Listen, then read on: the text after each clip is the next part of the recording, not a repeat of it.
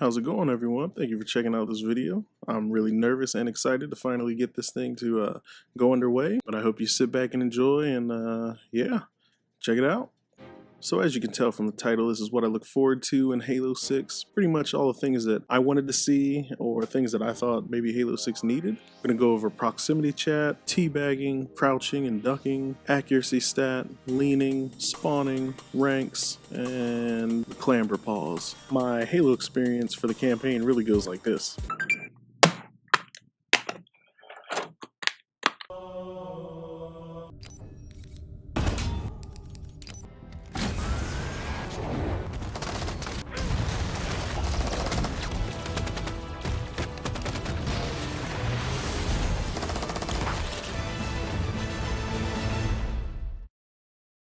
When a new Halo game comes out, the first thing I do is play campaign to get that out of the way. I usually set it to legendary and then just go to town. This lets me learn the guns, sights, shot timing, movement of the Spartan, things like jumping, crouching, and swinging. Now once the campaign is completed and I've complained about far too much, plus receiving a fresh set of achievements, it's time for the real deal, and that's what holds my attention for years to come. Multiplayer, of course. So let's talk about proximity chat. Proximity chat's probably one of the things that really made Halo 2 for me. Being able to just hang around close to a wall or something and you don't know who's around or what they have, and you can just really make it up. So I really love proximity chat in Halo 2, mainly because you could trick people. It's just mind games. Maybe I had a shotgun and someone was around the corner and I would say, oh my gosh, I'm out of ammo, I hope this dude doesn't come around, and they turn the corner and boom, what do you know? Done. Other times I would do the opposite and say, oh my gosh, if they come around this corner, I'm gonna destroy them with these rockets, and not actually have anything. Have like a, I don't even know, maybe an SMG or like a needler or plasma pistol low on ammo or something crazy like that. Really, proximity chat is a tough call, honestly. On one hand, proximity chat is terrible, mainly due to all the names people are called before, during, and after the game. I feel like those actions alone are the reason that they took proximity chat away after Halo 2. One of the other hurdles to get over will be party chats. I'm thinking if there's a playlist for proximity chat, that might help. If you jump into the game and you're already in a party, maybe they just gray out this game mode. You're going to want to get in, you're going to want to talk to your friends. You're not going to want to say, well, let's just play this proximity chat game mode and see how it goes. The way I see it ending up is really just like all the other playlists that don't get played. It's just hanging out there. Some people are going to like it, most people won't, and then it just won't get used. And a lot of people are going to call it useless because it's the internet. Now, to add more to this hypothetical situation, let's say this really is a playlist. Like, what can you do about it? I'm thinking one of the issues here will be people that don't have microphones trying to go into the playlist and play, or leaving one player with teammates who don't talk. That's gonna suck. I mean, you never know. Someone might join a party in the middle of the game and there's no way to just kick them out because they've just got into a party. I don't think that would be fair, but yeah, I don't really know how to solve this one. It's just something I'd like to see. To circumvent this a little bit, I thought about what if you just had proximity chat turn off as soon as the person's killed. So let's say you get into an exchange, you guys are fighting, you win, now you want to talk trash on them. I figure once you're down, proximity chat would turn off, and then you can no longer hear what the enemy is saying about you. Now, of course, anybody else in proximity will still be able to hear what you've said, but you don't have to hear anything while laying there, just because that's kind of, I don't want to really call it disrespectful. It adds insult to injury. No one likes that. I've done it plenty of times, and it has happened to me plenty of times. Alright, so next I want to talk about teabagging. I would love to add the addition of a sensor bar to be shown on the screen of the player that's down. This way the bar is not shown during gameplay for a living player, but have it seem more as though the AI is trying to censor things for you. I'm thinking that if you want to activate the sensor bar, the enemy has to be in close proximity to your Spartan and crouching, maybe like 1 meter proximity. This way you really have to be intentional to get the bar. Otherwise, crouching from other players could activate the bar as well and just look awesome either way. I don't really know how that's awesome. Honestly, I don't know why I wrote that. Originally, this wasn't a big deal for me. I didn't care for it. It didn't bother me at all. But coming back to the game, I was on a huge Rocket League spree.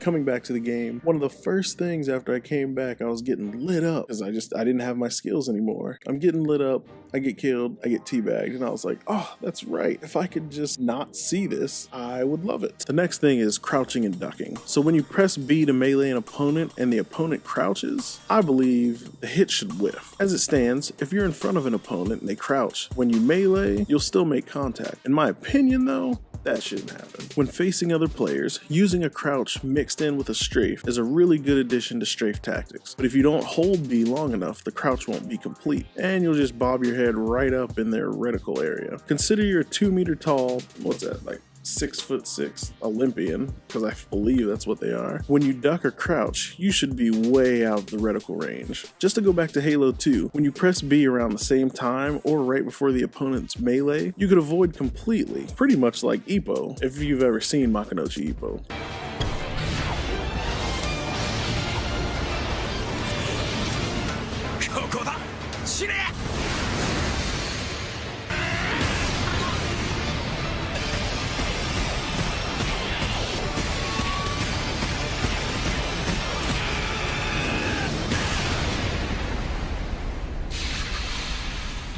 That dude's a beast. One of my homeboys invented a Tomahawk. The idea during the game was that we would change our handicap all the way up, so it would just be ridiculously hard for us to kill the opponent. So what he would do is he would run at him, hit him on the left, hit him on the right, duck, hit him in the kneecaps, and then he would jump and do a complete 360 to melee him on the head. And after 4 hits, I believe that killed him. I mean, I could be off. It's been like, what, over 10 years? Over a decade? Yeah, it's been a while, but I'm pretty sure that's how it works. Next thing I want to talk about is the accuracy stat. Now, again, back in Halo 2, sorry about that. Seems like all my references are going back to Halo 2. There was a statistic that you could view that showed how many shots were fired. And I guess really that's not so much an accuracy stat. No, they did. I feel like maybe they did show accuracy, but biggest thing for me was shots fired. For some reason, I shot so many other shots. Like the average was around 300 shots fired, and mine would stay around 500 to 600 shots fired. Constantly getting made fun of by my boys, just like, you know, what are you shooting at? Well, see, now in Halo 5, we actually have the accuracy stat, but you can't see how many bullets you unleashed. I want to see that again. Next thing I want to talk about is leaning. My goal here is not to make this game more like Rainbow Six or to slow the gameplay. In fact, I think the single best thing to happen to Halo is to change up the game speed. Spartans run faster than they used to, and it's a much needed upgrade. This feature is only for those of us that would like to peek around corners when we feel the need to. There have been lots of situations and encounters where I'd love to just check around the corner to see if someone's sitting out there with sniper rockets, only to have my face blown off, my knees capped, or maybe even a toe shot, or the gun gets hit. The idea of leaning would expose maybe half of your helmet with nothing else showing, or maybe not much of anything else, like a part of your shoulder or something like that. In order to use this effectively with Halo 5 as is, if you aim down the sights and click the sprint button, that should let you lean left or right without accidentally leaning in combat. At least I think it will. It makes it pretty hard to do accidental presses. The next thing to talk about are spawns. This one seems to be simple to me, but I'm also not a developer. You should never be able to spawn in the sight line of an enemy. Personally, I don't even want them to be able to throw a grenade at my spawn, but hey, I can't be mad at them if they can. Having rockets shot at you before you come back to life is a little tricky. Actually, as I'm writing this, I just had a thought. What if there was a safe spawn area like in Castle Wars?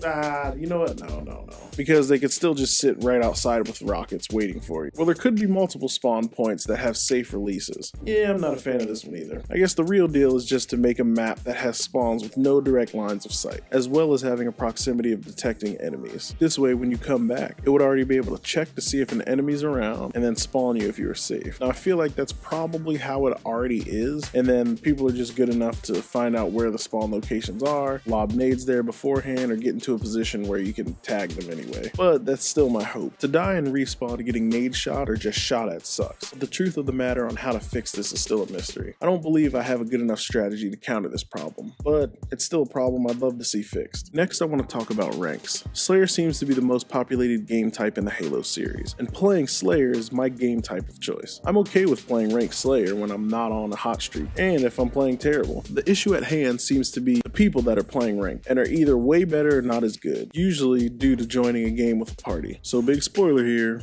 The only kind of research I have on this topic is my experience in Halo 2. So these are the ranks from Halo 2. As you can see, it goes from 1 to 50. Now here we have 50 ranks that did rather well, and I'm not taking into account anything else that might have gone into ranks, mainly because I don't know of anything else. At this moment in time, we have a ranking system like this in Halo 5. The difference here is that Halo 5 has 32 different ranks. It fared alright, honestly, but it just wasn't good enough. My highest rank achieved is Onyx. I usually sit around high platinum and high diamond, but to me that's a crazy gap. In Halo 2, my highest rank achieved was 37, and it was really for like 2 games. I understand that in order to keep that accurate account of where players stand, having a reset to basically re-rank someone is pretty critical. I also believe that back in the day during Halo 2, people would achieve a high rank and then decide not to play the playlist because they didn't want to lose that rank. That is indeed an issue that I am unsure how to handle at the moment. Actually, I think that rank should be displayed as highest rank achieved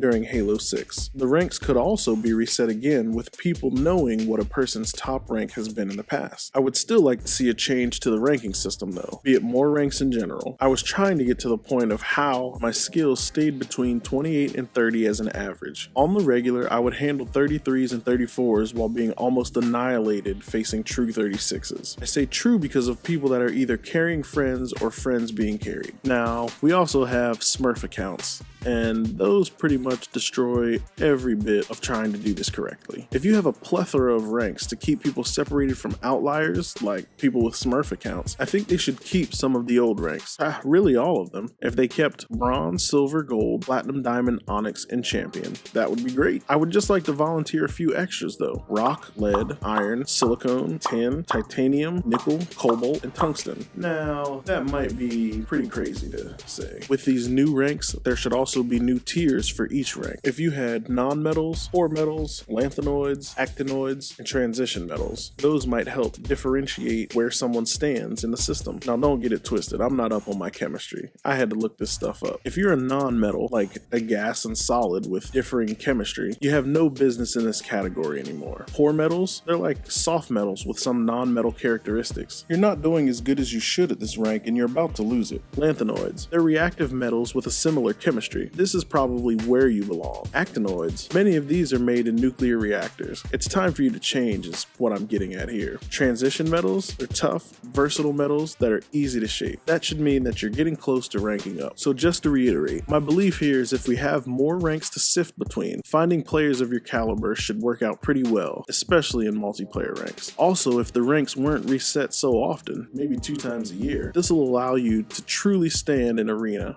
and know where you place. I know that there's already some sort of algorithm probably to get you close to your old rank, even if you didn't play like you usually do for the 10 games and the preliminary matches. I think this should be done away with. This way you start truly fresh, which will allow you to play people not of your caliber, fly through them, but also see how games get tougher the further you rank up. Lastly, I want to talk about clamber pause. So for clamber, first is to make an additional clamber feature. I found myself in numerous occasions wishing I could hang onto ledges and peek over the edge.